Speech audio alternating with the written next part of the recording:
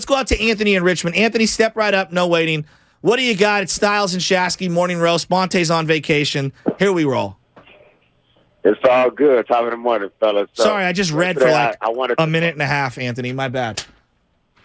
It's all good. So I kind of wanted to, do a cross-sport analogy when you talk about coaching. Yeah, give it to me. Because I've been pretty critical on Kyle Shanahan, and I think it's clear that we need to be pretty critical on Steve Kerr as well, because sometimes because coaches win, we think they can't do any wrong. And I think sometimes we put our faith in what they say or what they believe is the best way sometimes. And it's clear that whether you like Steve Kerr or you don't, like, you can tell that this season has just not been his greatest coaching job. Agreed. And like you've said plenty of times, he is too rigid and he's stuck in his own ways. And I think what's important about coaching is empowering your players. And I just don't think he's done a good job of doing that. And I've always trusted that he'll figure out a lineup that works, but he just hasn't done that. And I also wanted to kind of point the finger a little bit at the general manager or just the organization as a whole, because they really thought that – I think they put too much trust in the young guys a little too early. And I understand that GP2 went and got, money that they didn't want to pay.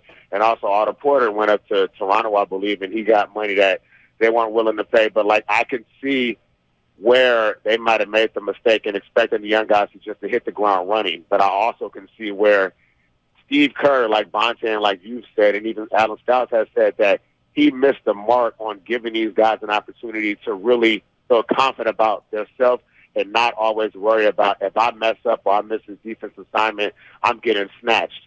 And, the James Wiseman ship has sailed, so we'll just leave that alone. But I think, just at its core, Steve Kerr has not done the best job this season in really empowering the young guys and making them feel like they're truly a part of this championship core, because that's all we have left, and we need them, but their confidence might be shot. I'm 100% with you. That's a great call, Anthony.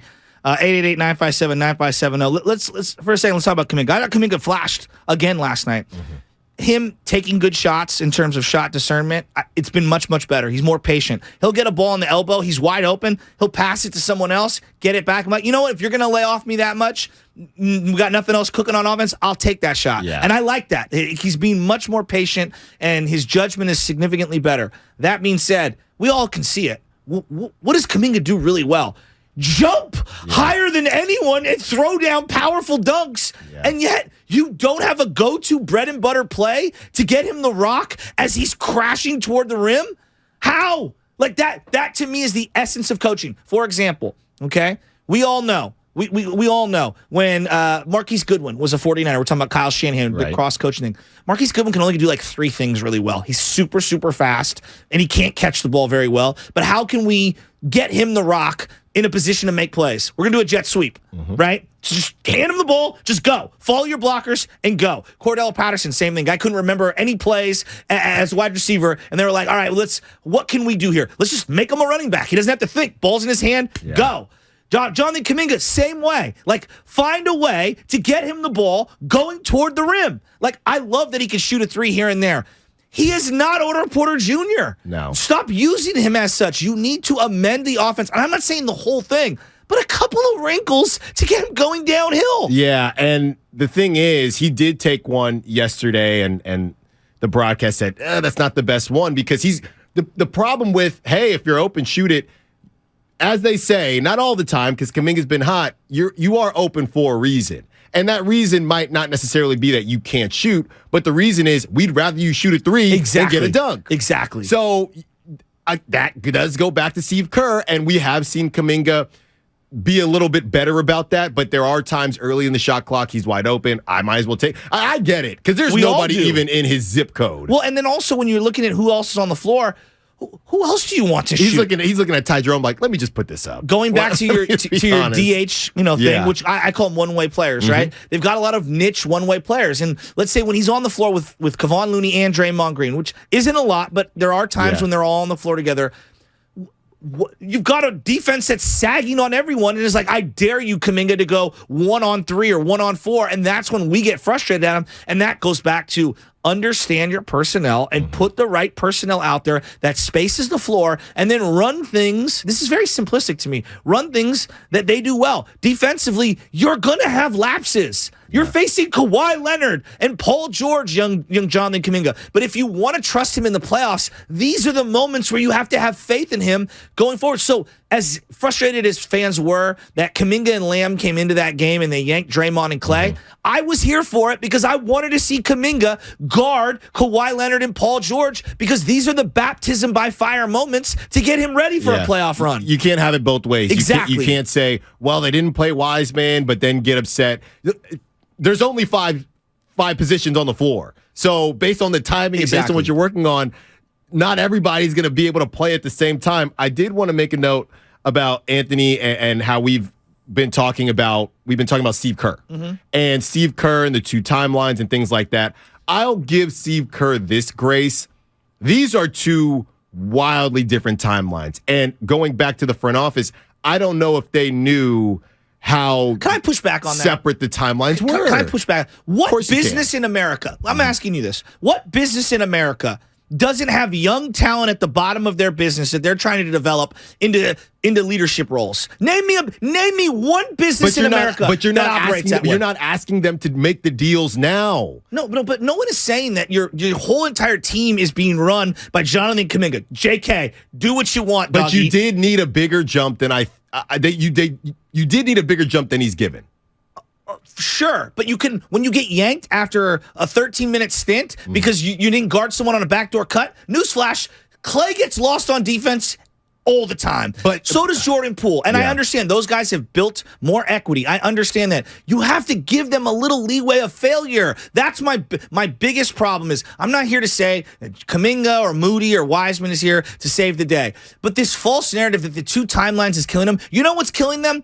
Paying $40 million for Clay, and he's offensively, he's been brilliant. Defensively, he's just not where he's ever going to be. He's a stretch four, okay? But if he's a stretch four and Draymond's a four, well, now we have positional redundancy. Do you see where I'm going with this? No, I see what you're saying, but when Bielitsa went off into the sunset and Otto Porter Jr. was gone and GP2 was gone, we all sat here and said, okay, we're not – the way I said it is you weren't giving the kids their license, but you were allowing them, they got their permit. You know what I mean? So they had to do something, and I don't think that I think that they oversold the jump that they were going to make, and specifically Kuminga. And Moody is just finally getting back on the floor. So I do think and he's showing flashes. And he is showing flashes. I like what I'm seeing from him. So to me, I'm taking that off of Steve Kerr, because if you're Steve Kerr, I'm making the best decisions that I know to win games. Those guys, the same reason they shipped off Wiseman. Win games. But he doesn't know that at the time. Yeah, he's doing the best thing. He's doing what he believes is going to win in the moment. I guess where I fall on this is just we've made way too much of the two timeline thing. Like outside of LeBron James led teams, every team in pro sports has young players they're trying to develop while simultaneously trying to win at the top. Is it as severe as what the Warriors are trying to do? No. But that being said, we're acting like what they tried to accomplish was some novel thing. Like, no, it wasn't. Remember when Andrew Bynum was with a Kobe Bryant team? Was Kobe trying to win the championship? Hell yeah, he was. And simultaneously, they were trying to develop Andrew Bynum for the future. Every team in America is trying to do this at every level. The Yankees are trying to do it. What's the Houston Astros are trying to do it right now. Now, some guys are farther along, and maybe 3 was too many. Maybe it should have only been 2. Maybe it should have only been 1. I don't know. That we can argue about till we're blue in the face. But you can't sprinkle those guys in. I hear you. No, the theory, or I guess the grace, goes out the window, to your point, when you do continue to lose games. Then you sit there and say, okay, well, why don't I at least mix it up, because we're losing games anyway. But I will say it's easier to say that hindsight's 20/20 than when you're in the moment and you're thinking, Kuminga just turned the ball over. Look, Kuminga, for as good as he played, he is still young. 3 turnovers, and those turnovers, he has at least 2 turnovers a game that are unforced.